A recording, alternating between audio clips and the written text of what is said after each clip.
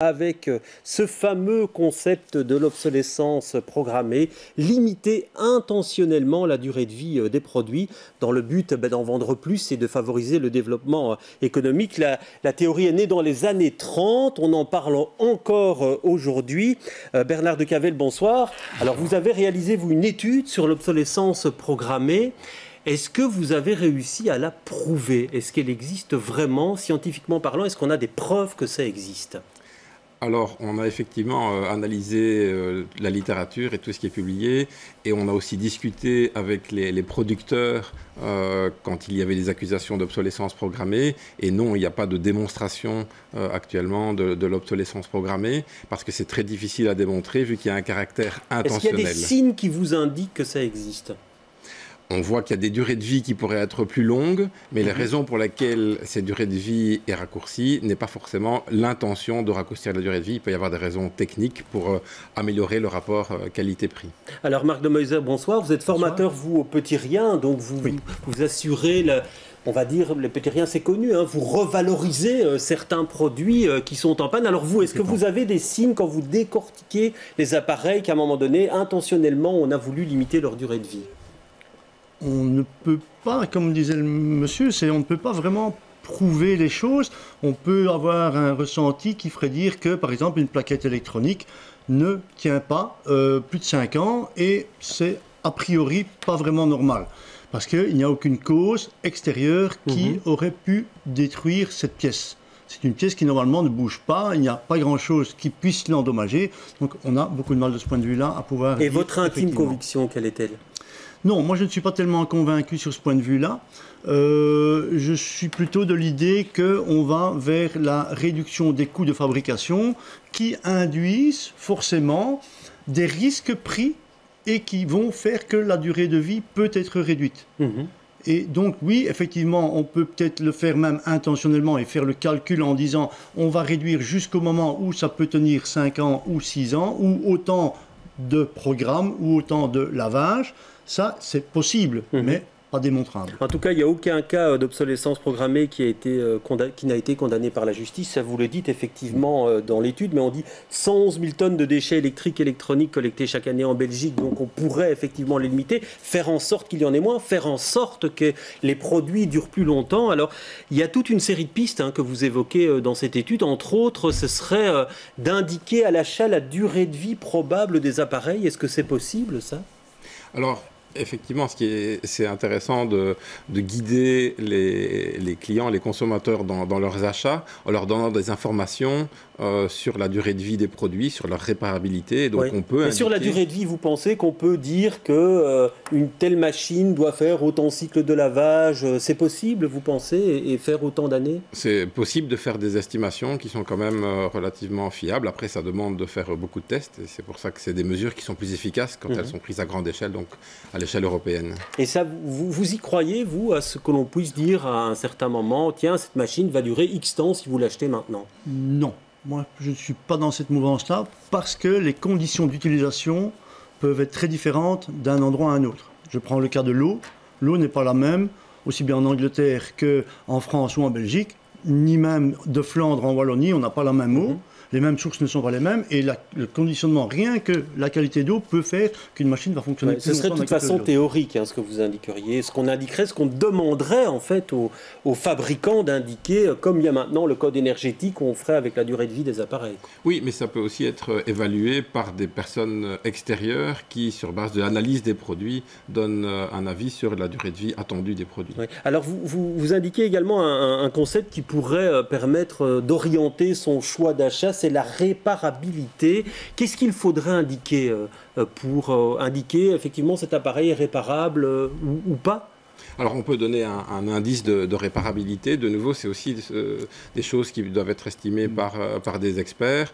La réparabilité, ça peut être par exemple que des pièces ne doivent pas être remplacées ensemble. On a parfois des pièces qui sont assemblées et que si on veut remplacer une partie qui est défectueuse, on doit remplacer plusieurs parties ensemble.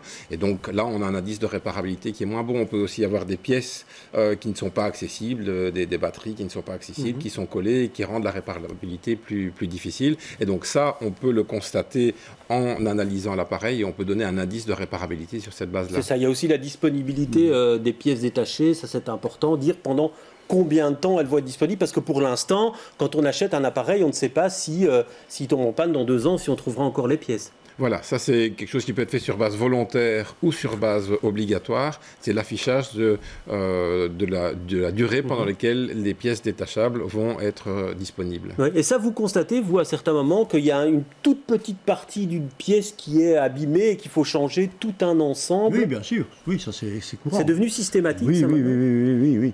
Là, je suis complètement d'accord. Là, il n'y a aucun souci. Sur la réparabilité, il faut faire un gros effort pour pouvoir isoler les pièces et donner l'accès plus facilement aux réparateurs. Et sur les pièces détachées, est-ce que vous en trouvez toujours aujourd'hui ? Non. Régulièrement, on a des pièces qui ne sont plus livrables. Tout simplement, on nous dit, voilà, plus livrables. Donc, tout simplement, des appareils qui ont 7-8 ans. Et à ce moment-là, vous arrivez à bidouiller quelque chose ? Non, si je peux employer non, parce que nous travaillons avec un organisme Récupel qui nous demande de donner une garantie de 1 an également sur les appareils vendus aux petits riens.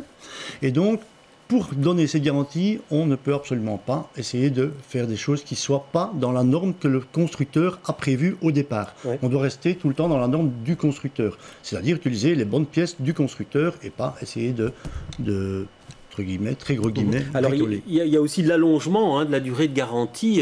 C'est vrai que c'est un argument choc à certains moments. On a vu certaines marques de voitures qui allongeaient les durées de garantie. On imagine que là, on a une certaine confiance quand on achète cet appareil-là. Pour l'instant, c'est 2 ans. Il faudrait aller plus loin, selon vous ? Oui, on peut certainement aller plus loin. On a analysé l'exemple des Pays-Bas où l'idée est de donner une garantie qui est variable en fonction des produits, pas une garantie universelle de 2 ans. Et donc pour les produits qui nécessitent un investissement plus élevé, on peut donner des durées de garantie qui sont plus longues. C'est faisable parce que ce sont des produits qui sont destinés à fonctionner pendant plus que 2 ans. Oui, effectivement, l'appareil que vous recevez en général, est-ce qu'il nécessite de gros travaux? Quel est le pourcentage que vous arrivez à remettre sur le marché?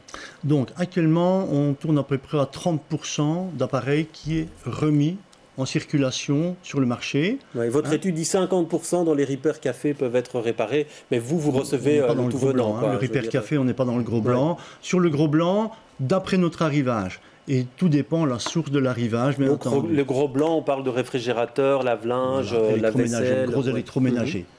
Donc on est un peu dans un autre domaine. Et je dois dire que les machines peuvent venir avec 5 ans, 10 ans, 15 ans d'âge. Or, une fois qu'on dépasse une certaine année de fabrication, eh bien, on ne les répare pas. Parce que simplement, on ne rendrait pas service non plus à la personne précarisée à laquelle on pourrait la vendre. À ce moment-là, on vendrait des machines qui seraient très consommatrices en énergie ou en eau. Et donc, le but des petits riens, c'est justement d'aider les gens précarisés. Et certainement pas de les mettre encore plus en défaut avec des appareils qui sont anciens, trop anciens. Alors là, il y a toute une série de propositions. Alors, est-ce qu'il faut être... L'idée, c'est qu'on en fasse un texte législatif qui s'applique. Mais pour certains points, il faut une législation européenne. Pour d'autres, l'État fédéral peut prendre des dispositions. Mais pour vous, il faut un arsenal coercitif pour ces fabricants ? En partie, oui. Je pense qu'il y a l'allongement de la durée de garantie, c'est déjà un élément important qui est coercitif, mais ça peut être aussi une obligation de mettre des pièces de rechange à disposition à un prix raisonnable, puisque le prix est un obstacle à la réparation. Et pour l'instant, il n'y a pas de législation qui encadre les prix pratiqués sur les pièces de rechange. Et donc... Vous le constatez, ça, les pièces de rechange sont parfois à un prix totalement prohibitif? Oui, c'est complètement exagéré. Donc, voilà, une plaquette électronique à 200 €, 250 €, c'est monnaie courante. Or, un appareil vendu 500 €, faire les frais uniquement de la pièce à 250 €, les gens ne le font pas. À cela s'ajoutera le déplacement, la main-d'œuvre. Bon, nous avons la chance chez nous, on n'a pas les frais de déplacement de main-d'œuvre, donc on peut se contenter uniquement de la pièce. Mais là, on a un autre souci, c'est que nous avons, comme dans notre charte, la vente à au tiers du prix de vente normale de l'appareil. Et donc, de ce fait-là, ces prix de pièces sont beaucoup trop chers pour nous. Alors là, effectivement, cette étude, elle doit permettre de mettre en place cette législation. Est-ce que ça peut être fait rapidement pour certaines mesures, selon vous? Parce que pour d'autres, où il faut l'accord de tous les pays de l'Union européenne, on imagine à quel point ça doit être compliqué, quoi. C'est vrai que la plupart des mesures mettent un certain temps à être prises parce que le niveau européen est clairement privilégié, mais il y a des choses qui peuvent être faites à plus court terme. Par exemple, l'obligation de dire pendant combien de temps on s'engage à donner des pièces détachables. Donc là, ça peut être fait de façon... C'est le producteur lui-même qui dit « je rends mes pièces détachables disponibles pendant au moins 5 ans, 6 ans, 7 ans ». Et donc, c'est lui qui doit l'afficher et il n'y a pas de contrôle ou d'obligation de résultat, mais il y a une obligation de l'afficher et donc c'est un engagement. Mais selon vous, puisque ça se voit aussi pour certains ordinateurs, où on n'arrive plus à mettre à jour parce que l'ordinateur n'est pas assez puissant, est-ce que les fabricants ont vraiment intérêt à aller dans ce type de démarche pour réduire finalement l'obligation de renouvellement? Alors, oui et non. Si le consommateur en est conscient, ça lui donne un avantage compétitif au producteur qui parvient à mettre un produit sur le marché qui va durer plus longtemps et le consommateur pourra utiliser plus longtemps. Et c'est ça l'intérêt d'avoir ces affichages de réparabilité, de durée de produit, c'est que le consommateur du coup est mieux informé. Et si le consommateur est mieux informé, ça incite les producteurs à faire des produits qui sont plus réparables et qui vont avoir une plus longue durée de vie parce que le consommateur pourra en tenir compte dans ses achats. Mais il faut obliger le fabricant à le faire. C'est ce vers quoi va votre étude en disant qu'il faut un arsenal législatif qui rende obligatoire certains types de mesures. Oui, donc en tout cas, s'il y a une obligation d'affichage, c'est d'office un incitant pour le producteur à essayer d'être plus performant. Ouais. Alors vous qui voyez arriver tous ces objets, est-ce que vous imaginez que le système tel qu'il existe aujourd'hui, il est tenable ou est-ce qu'il faut revoir dans un sens justement de permettre une plus grande réparation encore des objets? C'est une question éminemment politique, c'est l'orientation des choix que l'on fait pour la société. Et donc là, il y a le côté écologique qui interviendra et soit on va vers plus de réparabilité et de la recirculation des appareils, soit on continue vers la fuite en avant et de dire voilà, on achète. Vous pensez qu'on va vers ça, vers une plus grande réparabilité?